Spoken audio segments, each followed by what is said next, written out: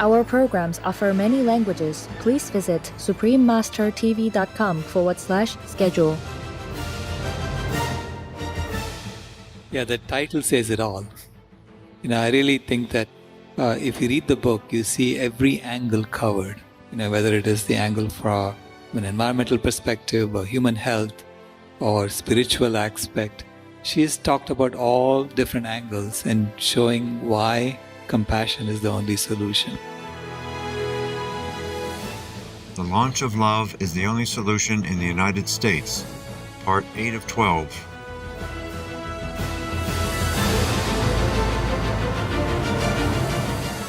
Please continue watching to find out more.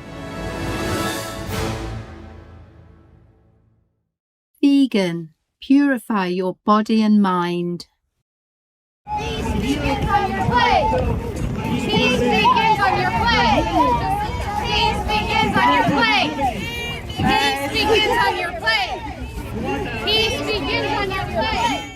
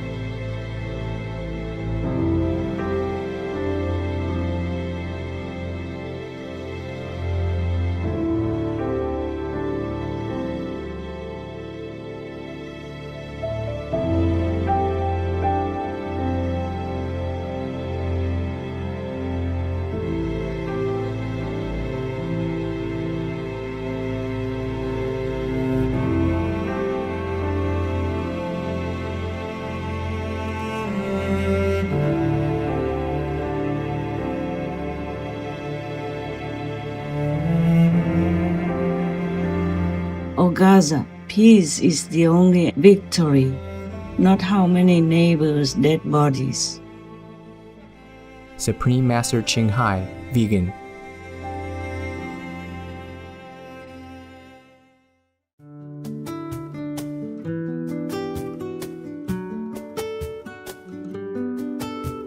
Before enjoying a fresh vegan meal on the beautiful islands of Samoa, you can start with Oleofele Lotu.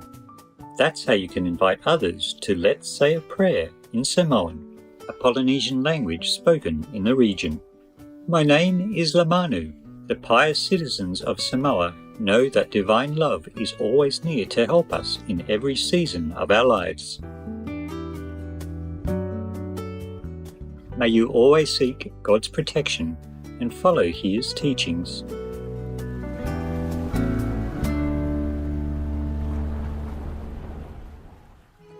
There are 211 countries and regions which have animal people protection laws. Obey the law of your country. No more animal people slaughterhouses. No more hurting. No more murdering them to eat, to lab test, or for any reason at all. Be vegan, make peace, so be it. Welcome to the launch of Love is the Only Solution in the United States, Part 8 of 12.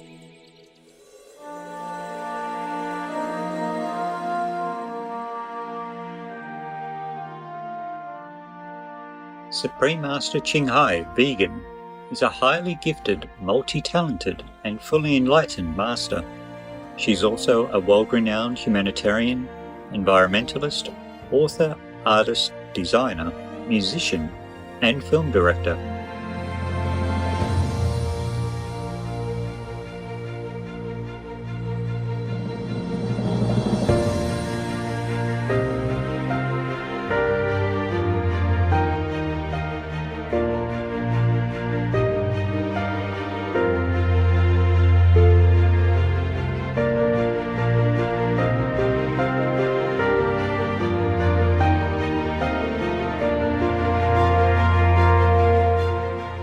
Through all of her endeavours, Supreme Master Ching Hai, as previous enlightened masters have done, conveys heaven's infinite love and concern for all beings, as well as her boundless encouragement, and offers access to our true nature through the Kuan Yin method.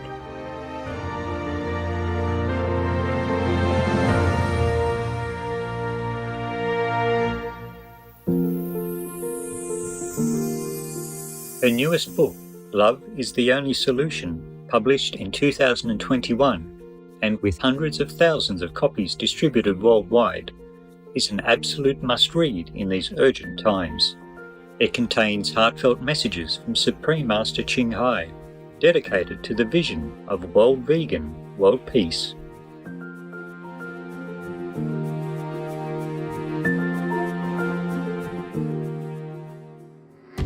She also identifies the root cause of all unfortunate events, the destructive meat-eating habit, which has made countless animal people endure untold suffering since time immemorial.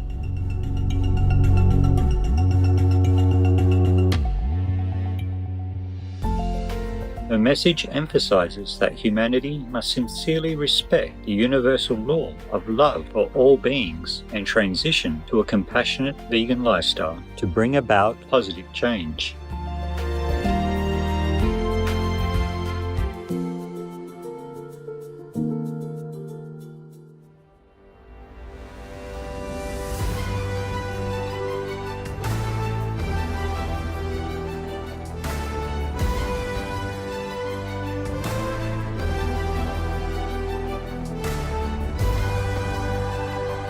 Such a handsome you are. Vegan? No surprise.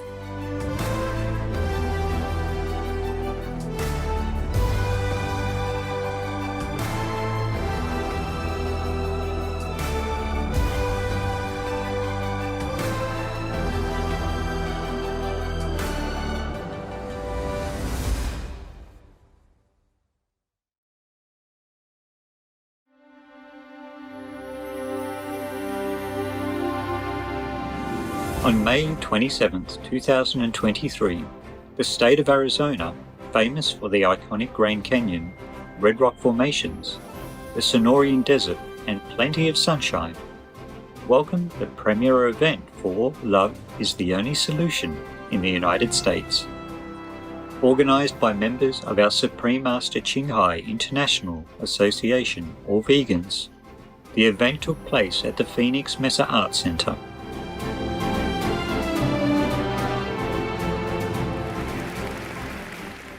Thanks to modern technology, international audiences were able to join virtually from their homes, with approximately 40,000 viewers tuning in from various countries around the world. Keynote speakers of the event included the Emmy Award-winning news anchor, Shining World Hero Vegan Journalist Award recipient, and founder of Unchained TV, Miss Jane Velez Mitchell, vegan. Hey everybody, I am so jazzed to be here. I have met people who have come from around the world to be here.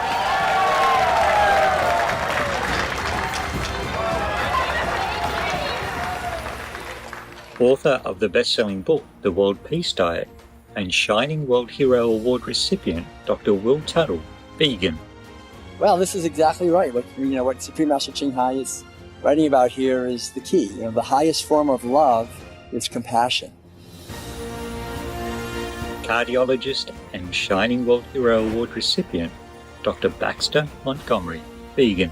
I'm looking forward to a heartfelt demonstration and expression of love by all the attendees and a great message from my colleague. And Shining World Award for Earth Protection recipient and founder of Climate Healers, Dr. Sailesh Rao, vegan. The vegan world by 2026. Believe it and let's make it happen.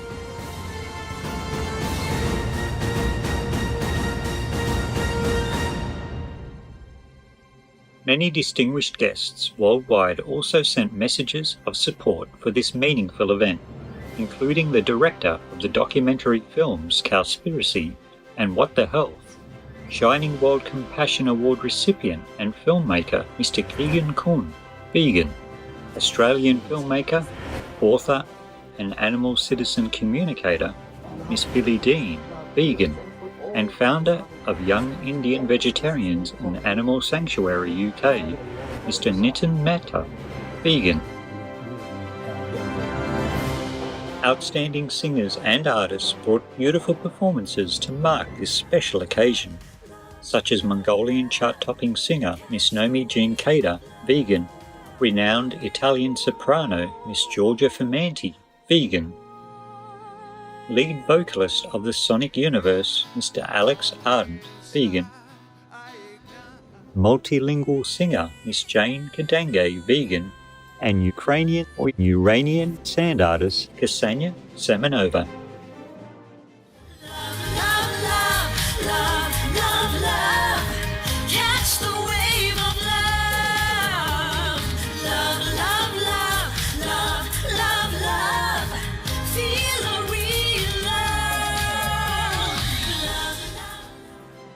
In our series of shows, we're delighted to present this inspiring event honouring Supreme Master Ching Hai's book, Love is the Only Solution. Please enjoy Part 8.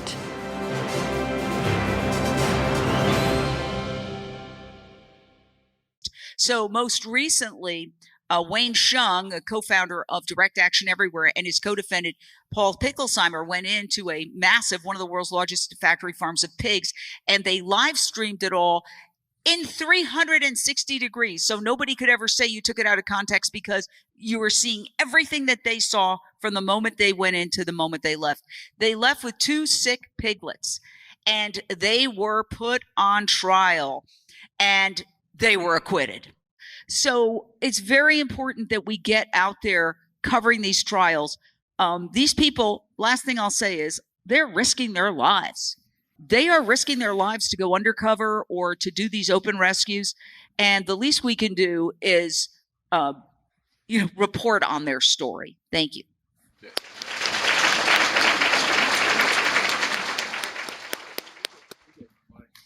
Quick question on that. So there have been people who get arrested, incarcerated for dog fights, cockfights, which, is animal abuse. And of course, you mentioned these examples. And of course, we know this animal abuse and the factory farming goes on all the time. Where does is it in where the laws are written, or the lawmakers saying that it's okay to abuse, cows and pigs, but not okay to abuse dogs? Or is it just the fact that the prosecutors are not prosecuting?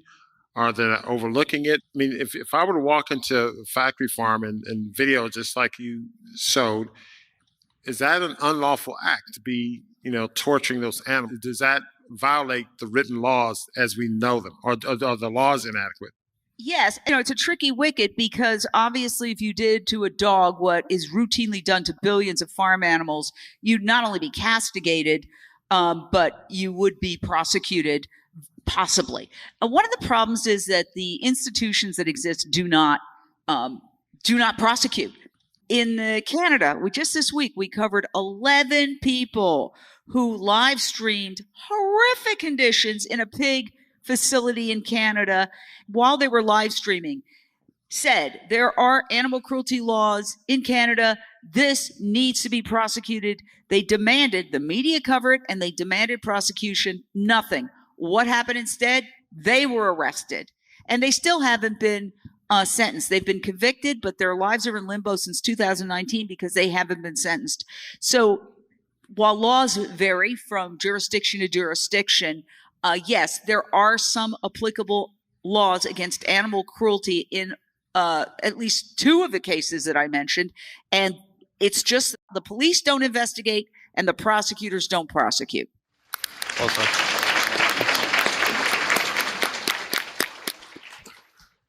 Let's dive into a big question here.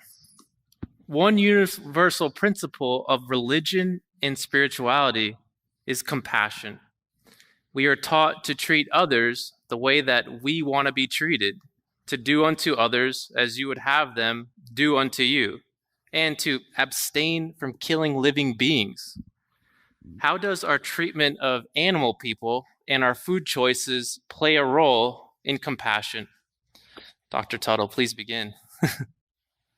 Yeah, I think we all feel it. I think right at this moment, right here, we know that outside of this beautiful space, in virtually every building, there's a refrigerator with the flesh and secretions of abused animals, and that most everyone in our society is responsible for the terrible violence that we just heard Jane, talking about the chronic, ongoing, relentless abuse of other living beings who have interests that are as important to them as my interests are to me. How many of you have had a companion animal at some point? Some of you, I'm sure, yeah.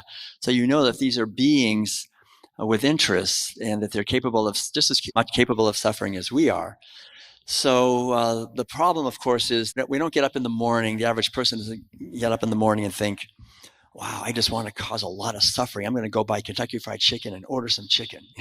They never think that. They think, I got to get to work. I need to eat something. I'm going to order something, some food. And so it's just basically a disconnection. You know, Carl Jung talked about this, that most of the horrific violence in our society is caused by disconnectedness. We just don't make the connections between our actions and the consequences of the actions. So we are, I think, as human beings, inherently compassionate. Is there anyone here who has never suffered? Right? And we've all suffered, and we would not like it. We would not like to cause others to suffer. We feel that. That's basically how we are.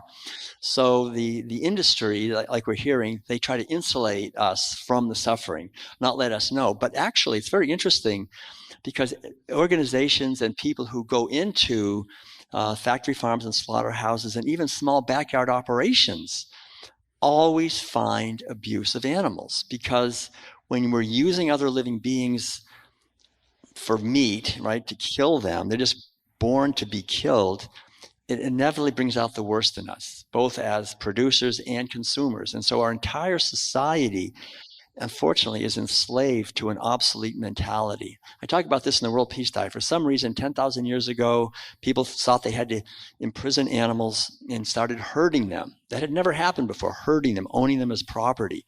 But once we started doing that, we crossed a line, back our ancestors did, because now we have to impregnate them against their will, steal their babies, have their babies born into slavery. I mean, that is really demonic, to actually have billions of animals, millions of animals born into slavery.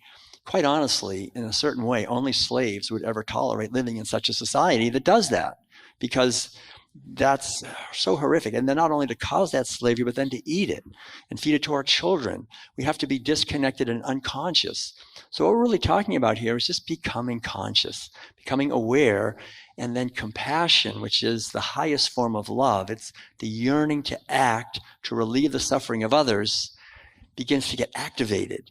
And then we can live a life where we're actually contributing to the solutions rather than being just part of the problem. And that's why this book, I think, is so beautiful, because that is the solution. Love, compassion is the solution. And it means not just for those close to us, or those of our nation or our race or our in-group or our tribe, but for all beings. Radical inclusion, include all living beings within the sphere of our kindness and concern. And that's really, I think this whole message here this afternoon and this evening has been focusing on that from different angles. So I want to thank all of you, everyone here, for just diving into this and seeing it, and seeing the beautiful truth that there's nothing stopping us as a humanity from creating a beautiful, positive future. This earth can support all of us on a fraction of the land.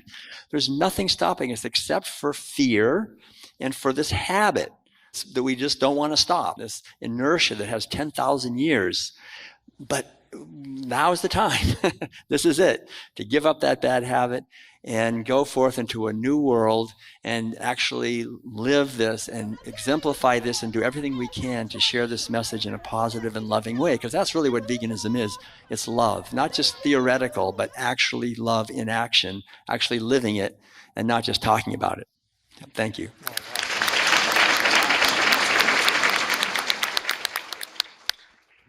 Okay, so I'll move on to our very last question. This last question is for all our panelists. During these turbulent times of unprecedented natural disasters and unseen diseases, what's the significance of reading and understanding the messages presented in Supreme Master Ching Hai's book, Love is the Only Solution? Yeah, the title says it all. I really think that if you read the book, you see every angle covered. Whether it is the angle from an environmental perspective or human health or spiritual aspect. She has talked about all different angles and showing why compassion is the only solution. And it's sometimes seems obvious that she's just repeating the obvious to all of us, but it's important that we keep saying it over and over. And that is why I think this compendium it's a simple way of explaining it to people. We did have several documentaries that you had to watch to look at every aspect of this. She has just put it together in a simple, small book. So I think it's timely, and we need to heed that message, and time is running out unless we do. So it's urgent. Okay. I cannot overemphasize to you how urgent it is. In fact, I think the vegan world has to happen today. But I'm saying let's do it by 2026 at the minimum. Okay, so 2026 to me is just like a minimum requirement. You have to get to that by that time. When we first proposed it, people thought I was crazy. When people were talking about 2100, half of meat consumption by 2050. And I said, there is no data, there is no science that says we can wait that long. The science is saying do it as quickly as possible. That's what the science is saying. So if you're rational about it, we've been going vegan today.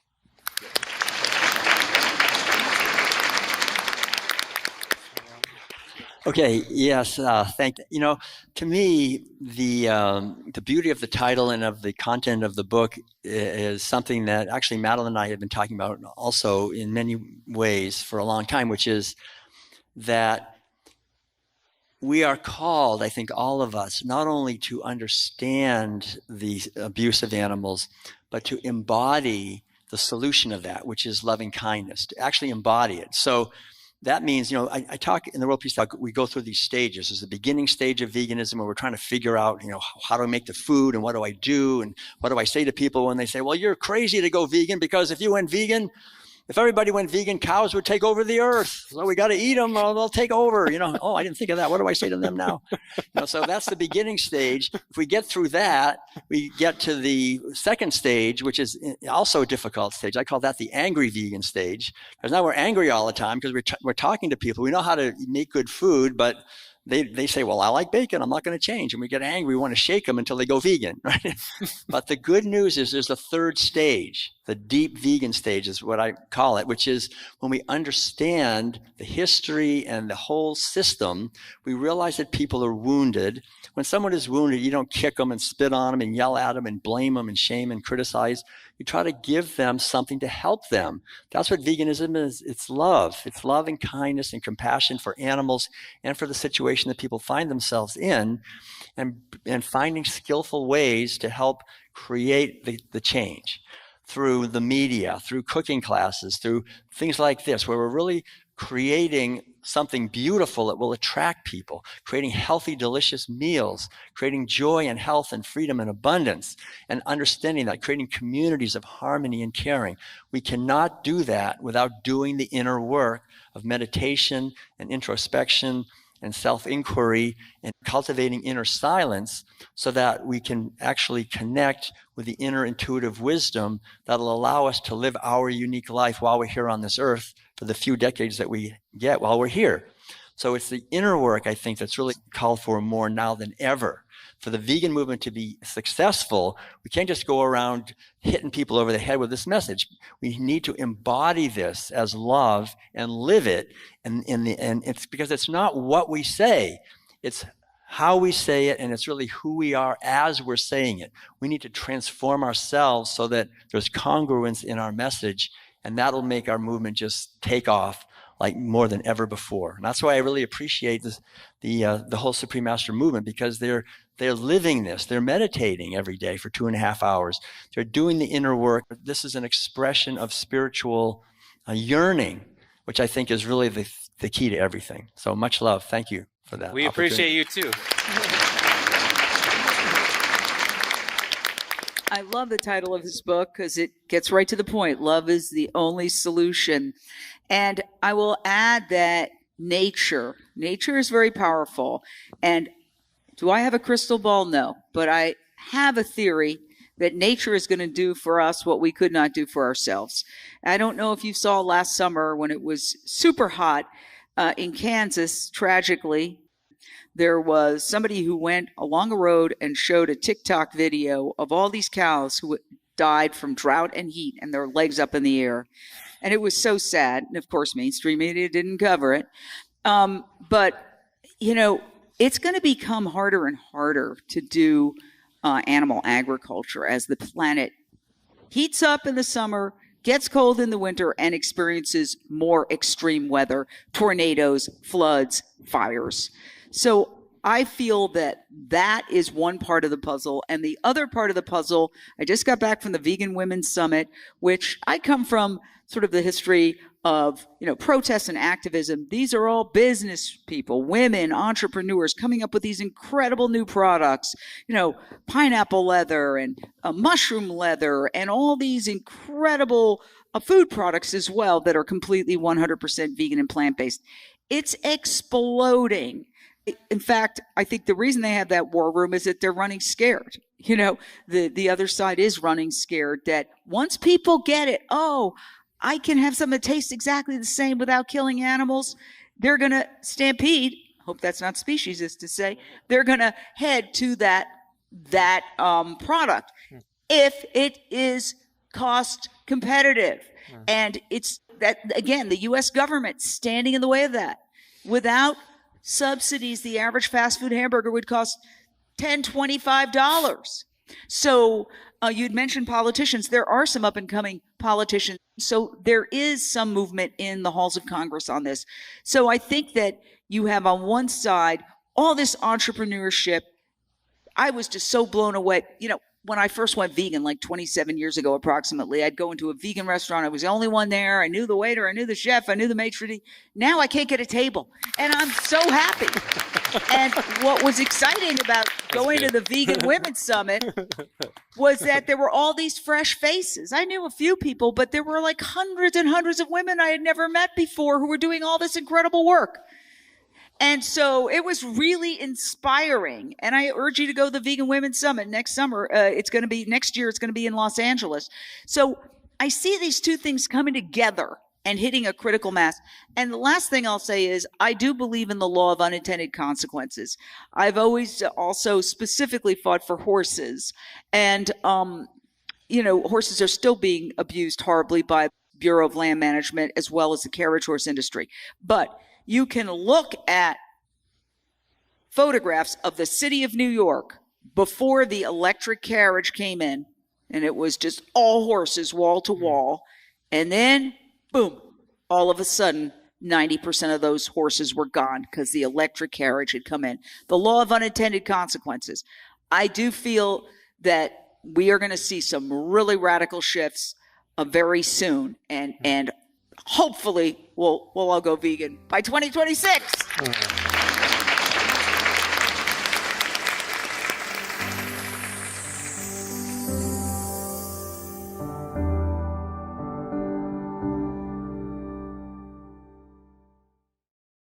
There is another effect for which the confirmed bad habit of flesh eating is responsible, an effect disastrous to the highest interests of man, here and hereafter, the hindrance to spiritual growth, the ruin of spirituality. The Reverend Alfred Mansfield Mitchell, vegetarian.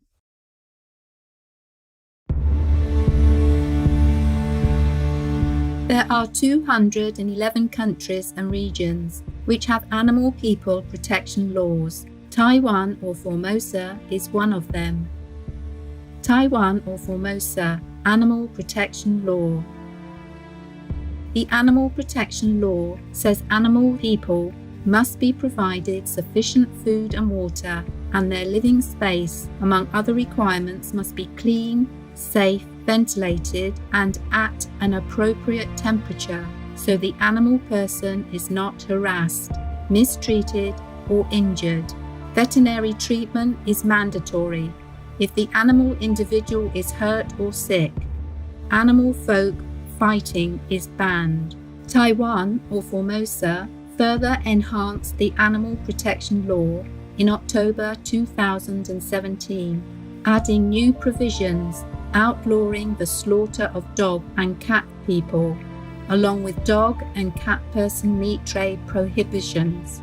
Those who eat or sell dog or cat-phobe meat are fined up to 250,000 NT dollars or 8,400 US dollars. And those who kill or torture animal individuals are sentenced up to 2 years in jail and fined 200,000 to 2 million NT dollars or 6,700 to 67,000 US dollars. Obey the law of your country. No more animal people slaughterhouses. No more hurting. No more murdering them to eat, to lab test, or for any reason at all. Be vegan. Make peace. So be it. Make peace now. Your gifted life, has it been in vain?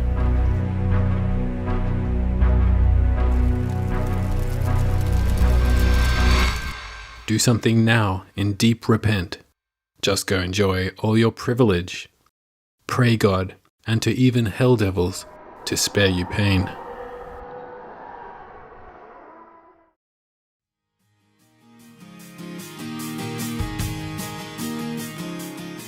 Beloved viewers, we so appreciate your company today during the launch of Love is the Only Solution in the United States, Part 8 of 12. Join us again on Tuesday, November 21st for Part 9. Please stay tuned to Supreme Master Television for Master Shares Love and Laughter with Working Team, Part 3 of 6, on Between Master and Disciples, right after Noteworthy News. May your noble thoughts absorb the auspicious energy to protect our planet with a veil of divine power. Be vegan, make peace, do good deeds, hell not reach.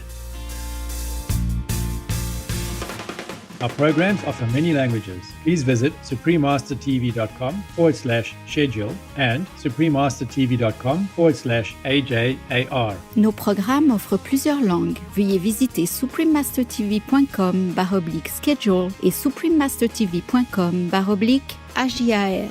Nuestros programas ofrecen varios idiomas. Visiten suprememastertv.com/schedule y suprememastertv.com/AJAR.